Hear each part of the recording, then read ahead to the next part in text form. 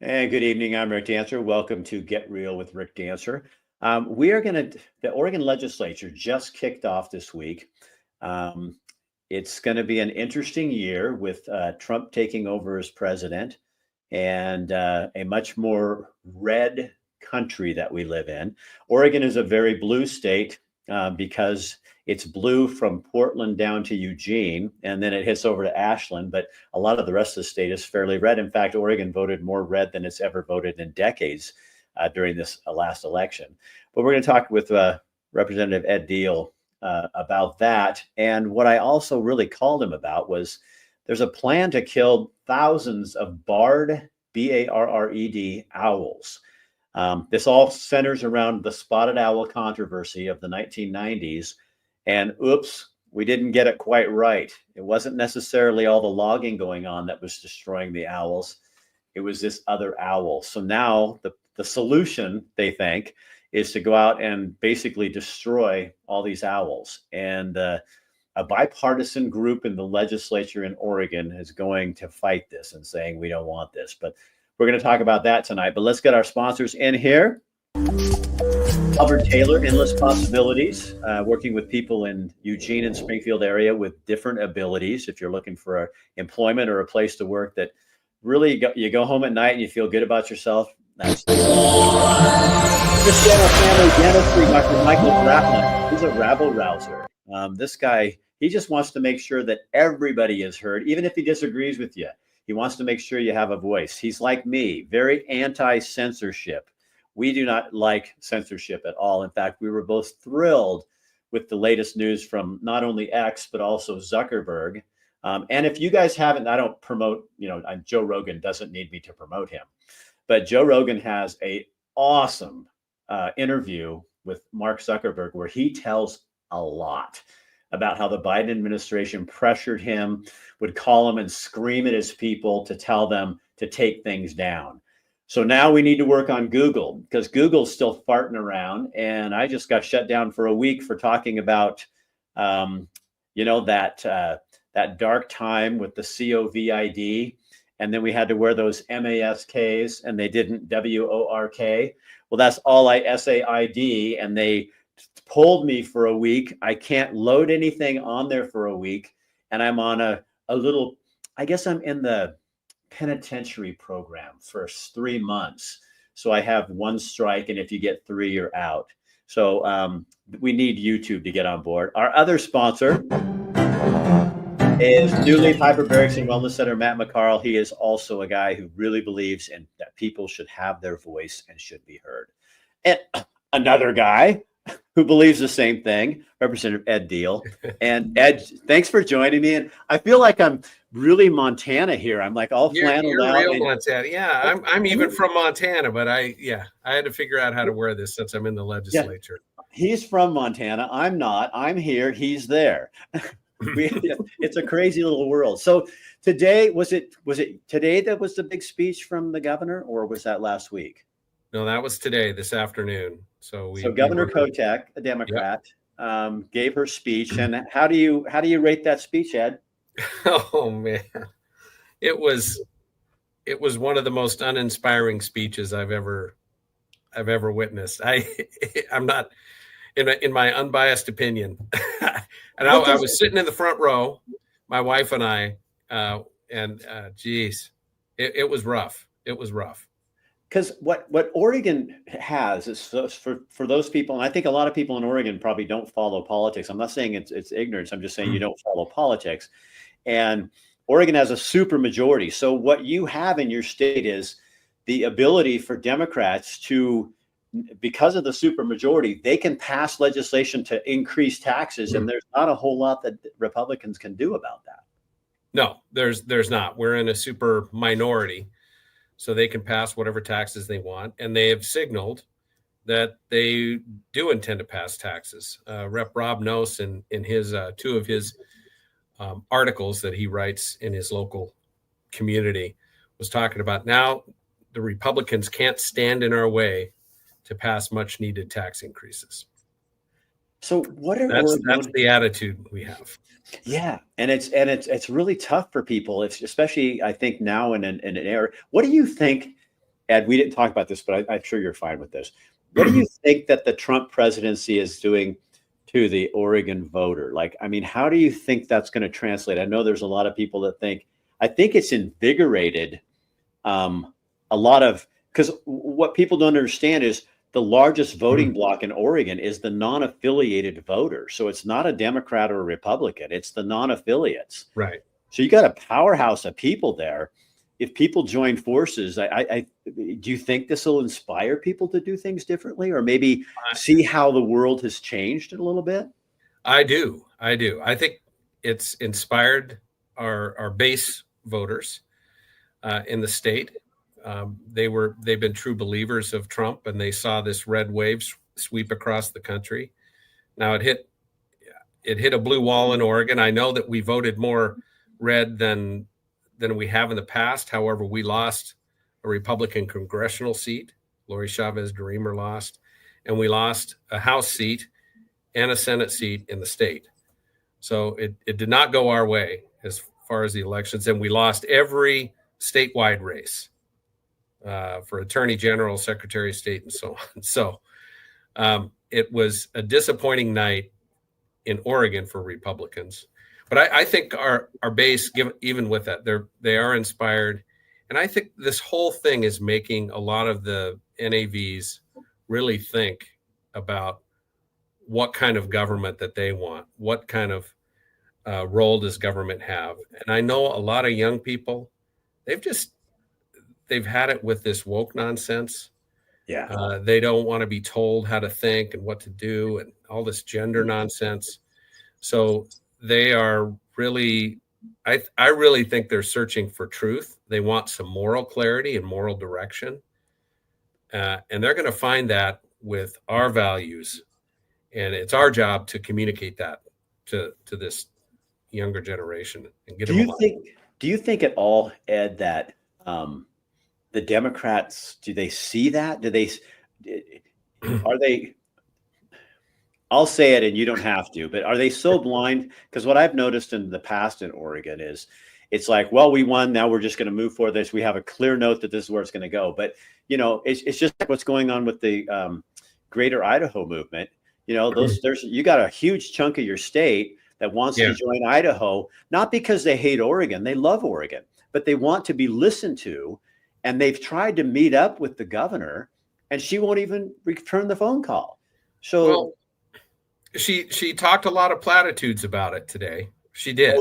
Oh, really? Yes. But then there's also, she'll go out and say, we need to protect Oregon values. She's spending she wants to spend $1 million a year with the Attorney General to fight the Trump agenda. So in reality, she doesn't want to listen to a big chunk of Oregon. And we have a new Secretary of State. He comes out with a mailer that calls Trump supporters anti-democratic, anti-woman extremists. Who is the Secretary of State now? Is it Tobias? Tobias Reed. Yeah, they all just kind of circulate through the executive branch, don't they? And a former state senator called, we have an enemy in the White House.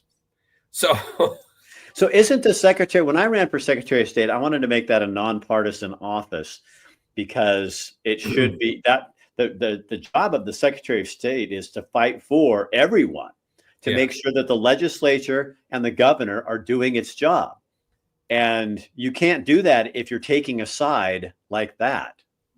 You can't. And so that was very frustrating to read. We actually had one of our Republican caucus members endorse Tobias Reed. And then he comes out with this statement. It's unbelievable to me. But so I have a meeting with him to talk about election integrity. Yes. I saw him today.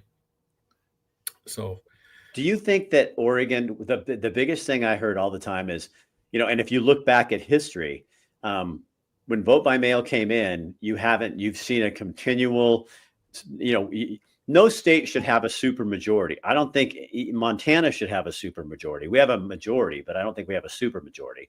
I don't think a state, you want balance. You got to have people that have different ideas so you can come up with plans. And if you have one one group like that, how do you get anything done? Yeah. I mean, you guys.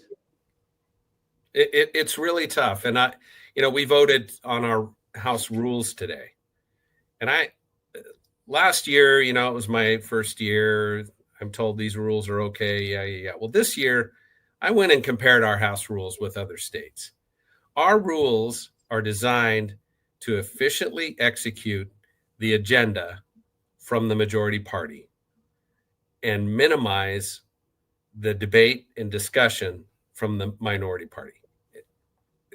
That's the truth. How do you go ahead?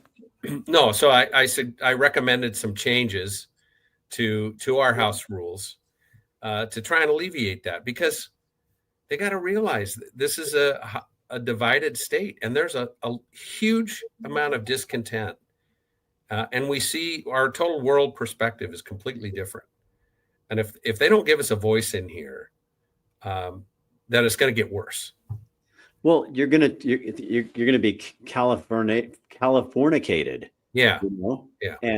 And all of a sudden, these people have no voice and no rep. It's supposed to be a representative government of all people, but for some reason, this is what happens. So what are the things you want to fight for as a Republican? I know this isn't what we had planned to talk about. Yeah. This is so interesting to me. And I didn't know this. Legislatively? Yeah. Or, oh gosh.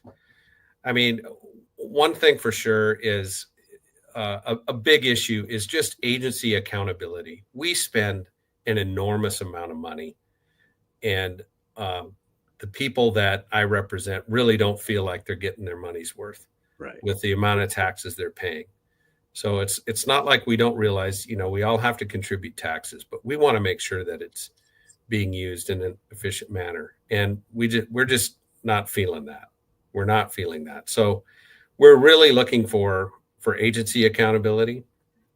That's a big one. And what accompanies that is we don't want any more tax increases. We're completely adamantly opposed to more taxes. And the Democrats are already saying that's one of their plans. No, the Democrats are already signaling that. The governor's budget calls for more money than wants to spend more money than we know we're going to bring in revenue. We're going to throw money at the homeless situation. We're going to throw more money at education, when I don't think money's our problem in those areas, but we're going to be spending billions in those areas. So don't you already pay a ton for each student? I mean, you're one of the higher ones, and what's your, I don't want to put you on the spot, but I know your education rate, whatever they call that, is not real high. No, we're down near the bottom, I believe, in outcomes if you measure student outcomes. So how do you get more people involved in the process? Because I think people start hearing stuff like this and they almost shut down. You're out talking to people, so you know way more than I do. But usually if you're going to a meeting, if someone takes the time to go to a meeting, they care. You know what I mean? But I think you have a lot of people. That's the thing. A lot of my time is spent talking to people who do care. They show up. They're coming to hear me talk, or they're coming to an event that I'm participating in. So we have a huge chunk of the population that is really disengaged, and I know that because I was one of them. I wasn't very engaged. You're just like a regular businessman. I'm a business guy. I'm building my business. I'm taking care of my family. I'm doing my thing, and I stayed as far away from government as I could. I really wasn't intimately involved in what was going on at the state level. I paid attention to national politics, but not state. And I think most Oregonians are like that. So they're not making, when they vote, they're not making educated votes. And some of them aren't even voting at all. What surprised you the most when you stepped out of, I mean, because you're still in the business world, but when you stepped into this new political legislative world, what surprised you the most? What surprised me the most is you get in this building and we are doing things that I know are not popular with Oregonians, and yet we do it. And I wonder, why do Oregonians Why do Oregonians put up with it? Can you give Because me I know they're unpopular. Can you give me an example? Well, what happened with decriminalizing hard drugs? I thought they changed that. Well, we did recriminalize hard drugs, but that was not going to go anywhere, except it got a huge outpouring from the public, and the public started paying attention, and there was a threat of a ballot measure to let the people overturn it, and that's the only reason they changed that. I'll give you a couple that fall into the moral category. Overwhelmingly, Oregonians don't want boys competing in girls' sports. Right. Okay. Well, we're going to try again to get a hearing on a bill that would prevent that. But good luck even getting a discussion on that topic. Yeah. So they have an ideology and an agenda, and they're just going for that. Not really the representative form of government is supposed to be you go in and do what your clients ask you to do. Yeah. And they're not even, it's so arrogant, Ed. I mean, yeah, I had a couple bills. I'll give you another example. This is more of a, it's not one of the big issues, but it's an important issue, and it has to do with honoring healthcare licenses from other states. And there's a system in place where you can join an interstate licensure compact where you honor licenses from other states. One of the big ones is a nurse licensure compact. So it works great. The nurses like it because it makes their license portable. The employers like it because it gives them access to qualified nurses, and we have a nursing shortage. Can I guess who doesn't like it? Yeah, the union leadership didn't like it, even though they polled their membership, and I think it was 89% of their membership approved of it, but the leadership wouldn't do it. And if the nurse leadership wouldn't support it, then not one single Democrat in that building would support it. I had support quietly, but they would not come out and support it because they would not go against the union leadership. So this is a bill that would be the public would accept. Right. Right. The employees wanted it. The employers wanted it. But because unions run the state. Yeah. And then, yeah. I have another one that I was preparing to introduce for psychiatrists. I had the licensing board of psychiatry announced to us in legislative days 2 months ago that they supported this, and they were preparing a bill themselves. Then a few weeks later, they tell us, after they met with the governor's office, we've been told we no longer support this bill. It's really good old-fashioned bullying. You know what I mean? It is bullying. It is bullying. And they're doing it because they know where the campaign money is coming from. Right. And it doesn't really matter if it represents the popular interests of Oregonians. But it doesn't. They are answering to this small but vocal and extreme side of their supporters. So it's really frustrating. That's probably the biggest thing that frustrates me. I knew that was influential, but I didn't think I'd see people voting against what the majority of Oregonians support. So let's talk about the barred owl, because that was what our conversation was going to be about. But this is so interesting. I mean, I think I like having you on here because we can just go wherever we want to, because I think people need to sit and listen and go, oh my gosh, and I want to get to this, and remind me if we get to the end to do this, is what you see that Oregonians could do better. You know what I mean? To get involved with this, because and whatever those ideas are, I want people, because I honestly believe, because I love Oregon with all my heart, I think people really do want what's best for the state, a bunch of them, but they're not heard. And that's their biggest frustration right now, is it's not even that they're not heard, they're completely ignored. Yes. And I hear the frustration, and something that I've started, that you and I've talked about, this Oregon Freedom Coalition, what I want to show them, this will be a grassroots movement, but part of it is a core group of legislators that are committed to conservative values and are committed to voting that way in the legislature. I want to show Oregonians that there are people in this building listening to them and voting to turn the state around. And they just don't feel that right now. And this is where I think it could get really interesting when Trump takes over on Monday. Yeah. Is because it's you've already seen on the national stage where, I mean, I still get them barking at me online, but it's less. And it's not popular anymore to blame everything on Trump for the masses. I mean, there's still the group that are doing it, Gavin, but it's like I can stand up now pretty comfortably and say I'm supporting Donald Trump. Yeah. Whereas in 2016, I never told anybody because I'd lose my business.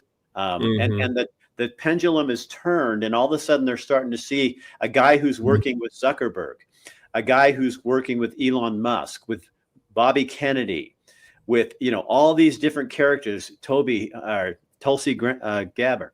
All these people are now coming in and going to probably be in the cabinet, and all of a sudden it's going to cause Oregonians, I think, to look and go, wait a minute.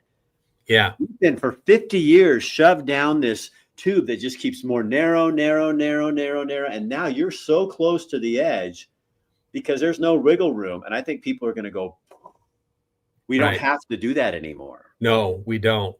I'll tell you a story about that. So I went to the barber, my barber the other day, and she's a younger lady. She's got bright red, dyed hair, and she's covered with tattoos, and she's got piercings and listens to some crazy music sometimes, but she's a great barber and a very nice person. And so I've never talked to her about politics because she has a razor in her hand, all the time.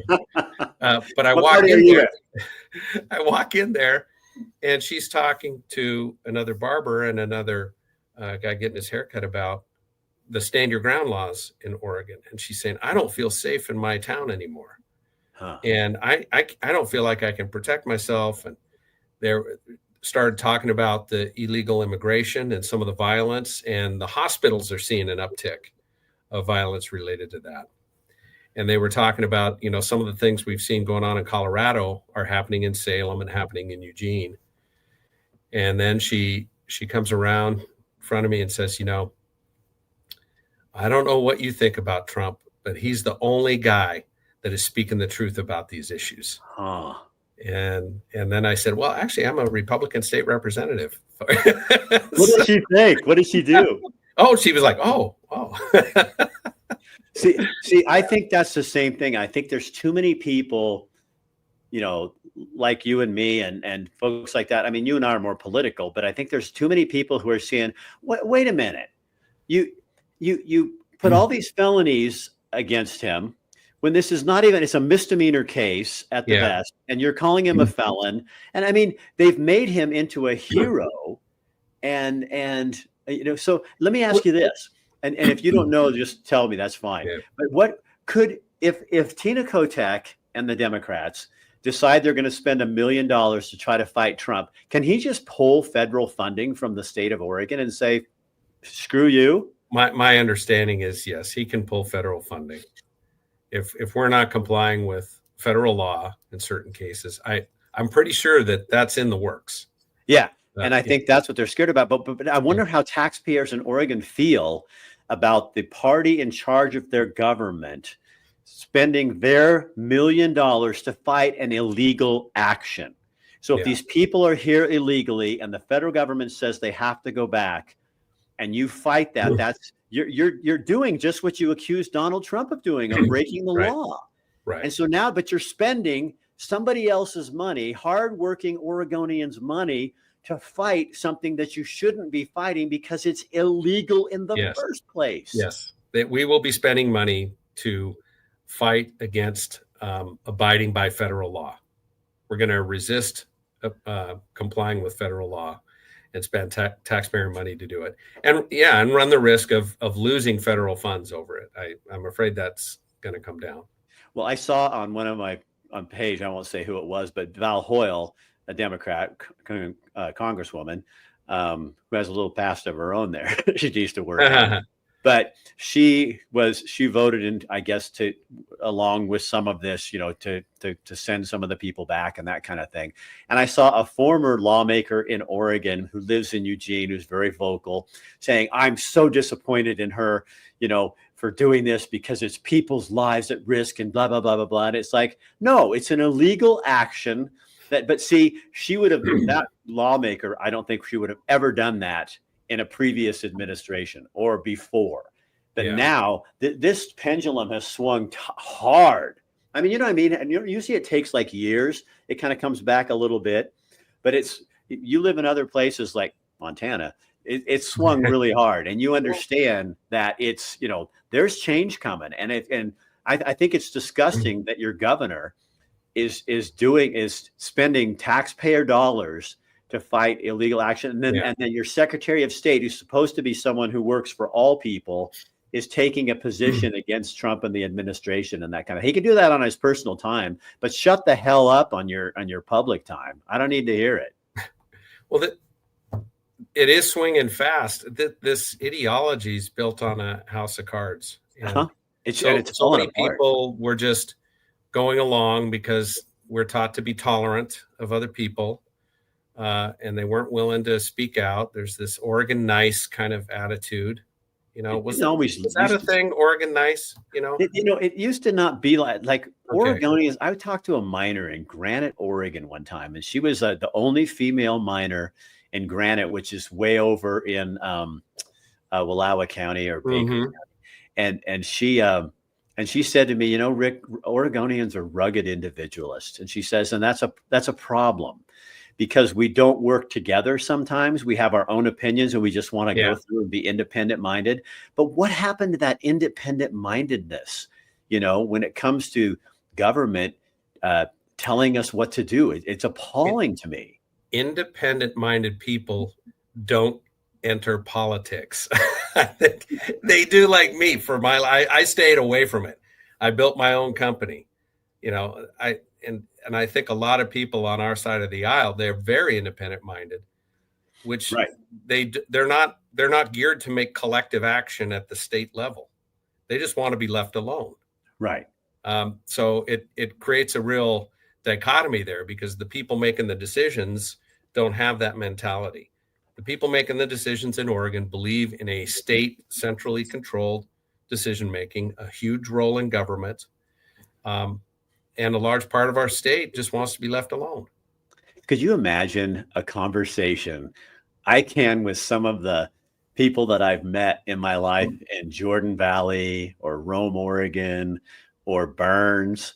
I'd love to see a conversation with the governor and them and sit down and but I think they're afraid to go do that because they get an earful. And, and whenever you talk about, Oregon, the greater Idaho movement, I hear people from the Portland area, going, well, they can just leave. Well, how long have you lived here? 10, 15 years. Yeah. These people have decades, generations of people, and that's their property. But it's so important to them. They want to keep their land, but they're willing to give up Oregon, which they love, to be free and be able to have somebody listening to them and not restricting every bit of water they have on their property and, cattle grazing. Now you see where California, that I saw an article where they're saying, if they had allowed more animal grazing on some of the land in some of their land and stuff, it's a huge problem. And look what's going to happen. And that will happen in Oregon. It will happen in Oregon. The BLM is looking at limiting grazing. And, there's an old adage, right? You log it, graze it, or let it burn. Yeah. And there's a lot of truth to that. We need to actively manage our lands, and that's forest land, and it's also grassland. I wonder if people like in the Portland, Multnomah County, that area, if they understand that the cattle, that's where like beef comes from. When they eat a steak at that fancy schwancy restaurant downtown Portland, that's not a vegetarian patty. I mean, that's like a real animal gave his life for that, you know. And then the shoes they're wearing, also the leather from the animal's hide came. They got the big shoes out of those. You know? All right. They're, So talk to me about the owl. So oh my gosh. the Yeah. spotted owl was in the 90s, and so much what I find, and I just want to put this point out there for people, you know, our lack of forest management in Oregon, in the McKinsey fire, much of the land that was destroyed was spotted owl habitat, and it was not cleared, not thinned, not managed because it was supposed to be protecting the owl. So they destroyed the very land that the owl was allegedly needed. And then I think it was I was still in the business, so it was probably in the 2006 or something, they discovered this barred owl was actually the one taking over the habitat of the spotted owl. You got it. So, you know, I live in the heart of spotted owl country, just a few miles from Mill City. And so the Santiam Canyon is a big chunk of my district. And so we shut down 28 million acres, I think, in the Pacific Northwest for spotted owl habitat. This animal is a sacred animal. To some. Because it, in their view, saved these forests. Well, we've turned a lot of these forests into tinder boxes because we're not doing any thinning. We're not reducing the fuels in a situation where, so we have a very dry climate. You know, it is drier in the Pacific Northwest. The fires burn hotter. Well, you got to manage them accordingly. So anyway, so after this 30 years of shutting the harvesting down, they still see the spotted owl population in decline and determine that it's cousin, the barred owl. And the barred owl came over from the East Coast. It migrated over here naturally, but it's slightly bigger than the spotted owl. It's more aggressive. It will kill spotted owls. It will invade their nests, and it will also mate with spotted owls. So there's a hybrid owl called the sparred owl, which is a hybrid between the barred and the. So are these people then against interracial owl marriages? Yeah. So I don't know if they're killing sparred owls as well. I'm not sure. But the solution in the infinite wisdom of the federal government is, well, we've got to save this owl. So let's hire hunters and kill 450,000 barred owls over a span of many years, costing like $1.3 billion of your tax dollars to kill one type of owl to save another type of owl. And it's just the most absurd thing I've ever heard of. Yeah. So we were a group of legislators, and I wrote to. These are bipartisan. Yeah. So we have one Democrat, David Gomberg. Yeah. And he's an animal rights activist, and he signed on to this. He sees it as absurd as we do. I would have had a lot more Republicans sign on, but we tried to keep it balanced. We were hoping we'd have more Democrats sign on, but nobody was interested. Yeah, it seems like an animal rights thing that would be right up their alley. It does, but what it is, it's kind of divided the environmentalists. Yeah, there's some environmentalists that are on our side for sure on this, but there's also a group of environmentalists that are actually hunting and killing barred owls. And that's why I get into this. The spotted owl has become a sacred being that they have to save it at all costs, even if they have to kill another owl. Otherwise, the whole thing's so absurd. If the spotted owl, right now we know that the habitat was not the cause for the demise of the spotted owl. In other words, the reason we shut down logging in the first place is moot. It's gone. Right. So why are we still shut down if that's not the root cause of the spotted owl's decline? Well, for the Truth About Timber series that I'm working on, I'm doing a story right now on the spotted owl in Montana, which is called the grizzly bear. And the federal government just, our Fish and Wildlife just said they're not going to delist it. And it's so weird, Ed, because, well, because you know this, you're from here. So there's 5 regions where these grizzly bear, they wanted to, the Endangered Species Act was to increase those things. They have way more bears than they need, but they're not all dispersed in these 5 different areas. There's a couple of 2 areas where they're really going well, and then the other 3 they're not. But they keep moving bears in there, but there's no habitat for the bears because they don't eat trees, and so they're coming into town and causing all kinds of problems. So we're doing a story. There's a whole bunch more to it. Sometime you'll discuss it anyway. But it's the same thing. It's like maybe we need to actually follow the science, you know? And I remember when I went out on a story when I was a reporter, and a biologist gave me a live mouse to hold on the tail and a spotted owl that was in the area. He watched it and it came down and took it out of my hand. This is not an animal that's going to last very long because he's not afraid of humans.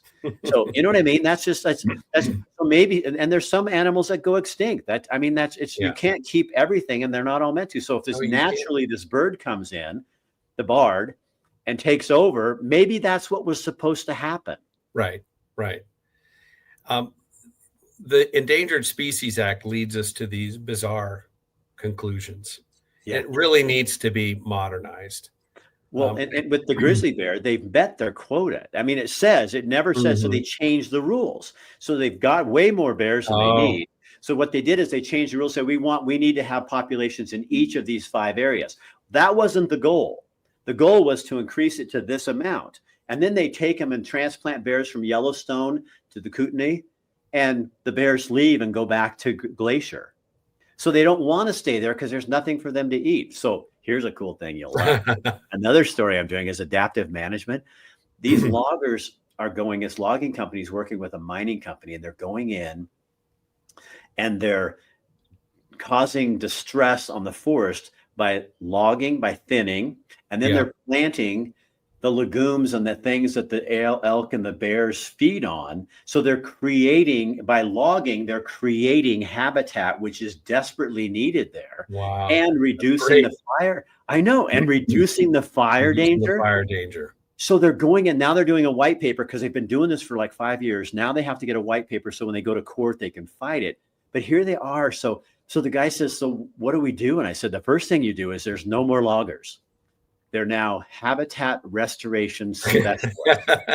So Ed, that is the perfect world to me. Is you've got these people coming up with ideas, creative, and thinking and going, what do we need? Hey, we could do both. We can log, but the environmentalists don't want that. Or not the anti-timber people. They want to lock all those roads up. And what they don't understand is that's yours and mine. That's public land. That's public land. Those roads serve so many purposes. Yes. Yeah. We have, so the governor talked about this today, wildfire. We got to fund wildfires. We've turned this multi-billion dollar asset in Oregon, the most beautiful forest land, in some of the most beautiful in the land, in the world, most productive in the world. Yeah. We've turned this multi-billion dollar asset into a liability. So now we have to take public tax dollars to mediate or mitigate fire risk when these lands were producing revenue, tons of revenue. They were paying for our schools. Our rural communities were very wealthy and prosperous. And I don't want to cut all this stuff down. I just want some balance in this decision.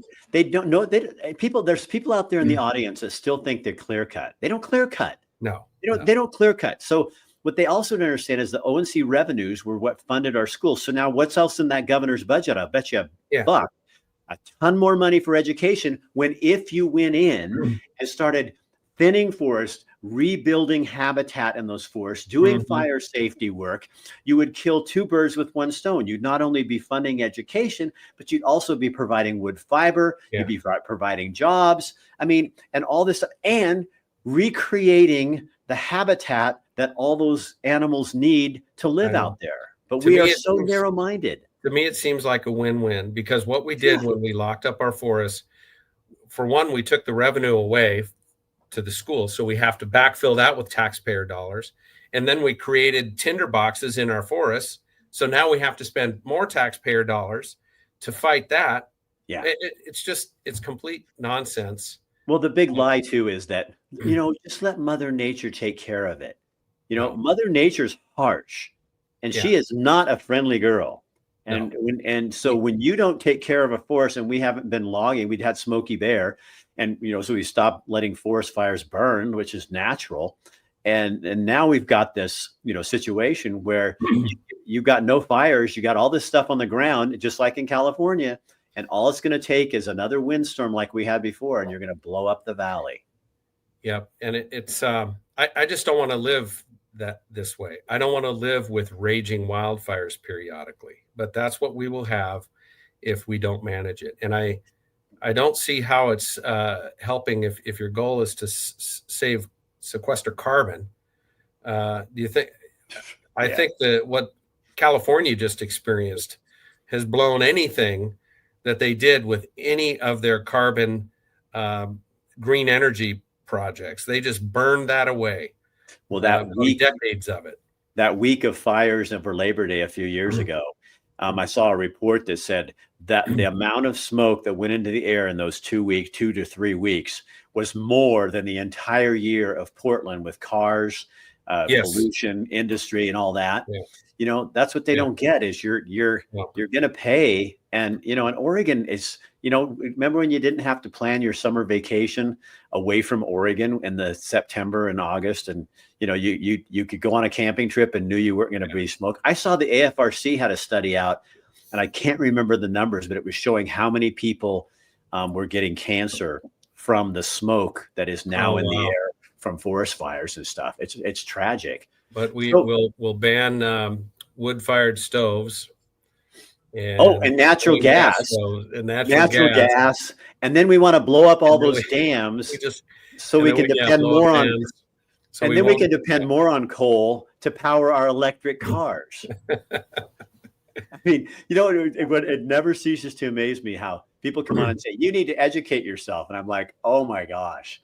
I mean, the amount of ridiculousness in all of this is crazy. Well, I think it's being highlighted in California right now. Yeah. The level of incompetence. Yeah. It appears to be in part related to DEI. I don't know if that's I think that's part of it. And it's not paying attention to the water situation. And you just let things go. I think their governor is more interested in planning his presidential run in 28 or whatever it is than he is taking care of his state. They just had their eye off the ball. Yeah. They had their eye off the ball, and they had managers who were not focused on what their real job was. So if you could get one thing done this year, what will that be? If I can get one thing done legislatively. Well, what I would really like to do is have some changes with election integrity. I would require proof of citizenship to register to vote, and I would have voter ID. Yep. Now, these things will be brought. I'm signing on to some legislation with Representative Juncker to that effect. I'm sure we'll have a lot of other representatives sign on to it. I don't think it'll even get a hearing, but I think that would probably be one of the most significant things we could do. Yeah, I think if Oregon could start requiring, I mean, in Montana, I don't get the hysteria about. I think most Oregonians probably think you should have ID, but to mention it gets you castrated. 80%, I think, of Americans polled, and I'm sure that's pretty uniform across the country. I mean, what's the big deal? You should have an ID to vote. I have to do it if I want to buy alcohol, even at my old age. I mean, I still have to show it to them. You know what I mean? It's like, it's pretty obvious I'm not 21. I've done that 3 times now. They don't make me show it, Rick. You just look. I think it's just to get me back. But Montana, we go in. I would like to see Oregon get rid of the mail-in ballot, and I know that's a tough number. That's that I mean, corruption. The mail-in opens the door to a lot of shenanigans. Unfortunately, it's not very secure. That's a tough one to sell. I don't think Oregonians are ready for that. No, I don't either. But I'll tell you what, I love in Montana, and I vote early, but I still get to go to Mhm. the courthouse. They have a little box set up, the little stand. Yep. And I go in, I show my ID, get my little ballot, go in, cast my vote. They give you a little sticker. And I love that because it feels like I did, It feels if a person can't, significant. Yeah. yes. And if you don't have the energy to get up and go vote, then please don't. Don't vote. Yeah.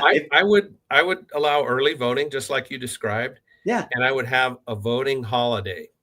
Yep. Pick a day, and everybody gets the day off. It's a federal holiday, and we vote. We do our civic duty together. Yeah. And vote. And I think it has more significance. And I don't think it's a bad thing to be intentional about voting. No. Right now, you can. What we saw go on is you just have people going out harvesting ballots. Yeah. Showing them how to fill them out. People who don't even we know this for a fact in some districts. They're not informed voters. They can't even read the ballot. They're being told how to mark the ballot. Yeah. Yeah. Who would you vote for? Yeah. I mean, yeah, if you're not going to do your homework, then I don't think it's worth it. So on this spotted owl or the barred owl, where does that go? So you created the legislation. Does that have to pass in Oregon then? Well, this is a federal issue. So it's not legislative. So we wrote a letter to DOGE, the Department of Government Efficiency. Oh, to Vivek and yes. So Elon? to Elon Musk and Vivek. Oh, so you're going to get their ass on this? And yes. We believe this is a good story. It is a complete boondoggle, a waste of taxpayer money. It deserves their attention. I'm working on another thing with legislators in Washington too, that we're going to be bringing to DOGE. I hope. I can talk to you more about that later. But we hope this gets their attention. That is a great idea, Ed.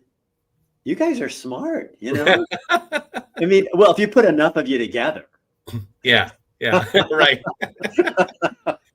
No, it was a fun one to do because it does highlight it highlights the absurdity of the Endangered Species Act. It highlights the absurdity in how we're managing our resources. And it's a great thing for DOGE to look at as far as taxpayer. As an Oregonian who's living in Montana, I just had this feeling that Oregon's on the rebound. You know what I mean? Boy, I don't live there. Doing this stupid job if I didn't think that was the case, that we could turn this thing around. No, I think it can. And I get criticized from people and they'll go, well, you moved away. And I said, yeah, but sometimes you can fight better from far away when you could see clearer, And well, Ed Deal, thank you so much for what you're doing to serve Oregon. And I like the fact that you kind of carry a screwdriver and kind of go, and bring in your businessman experience. And we'll talk again when you get closer to launching the Freedom Coalition. Absolutely. Yeah. I'm excited about that. And we've got a good core group of legislators that are excited. And every group I've talked to is like, I want to know more. How do I help? All right. Stay in the green room for a second and I'll come back and talk to you when I get rid of these guys. Hold on. Did you hear that? I said, get rid of you guys. Isn't that terrible? Well, you know what I mean. Don't take me too seriously. So there you go, guys. You can do it. I have total faith in my Oregon. And I think you can do this. But you have to be informed. You have to listen to things like Ed's talking about. What your governor's priorities are. Are they yours?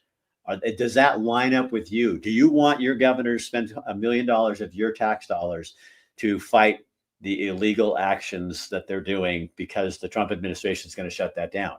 Oh, and do you want your state to face risk losing federal dollars to go to schools and other hospitals and other things like that because you have a few people at the top who want to be known as a virtuous sanctuary city, which is really just a organization that is providing illegal services for people that should not be here? Is that what you want? I don't think that sounds like Oregon. And you can take it back. And I don't think you have to be a Republican to do this. There's a lot of smart, wonderful Democrats out there, and you're going bullshit on this.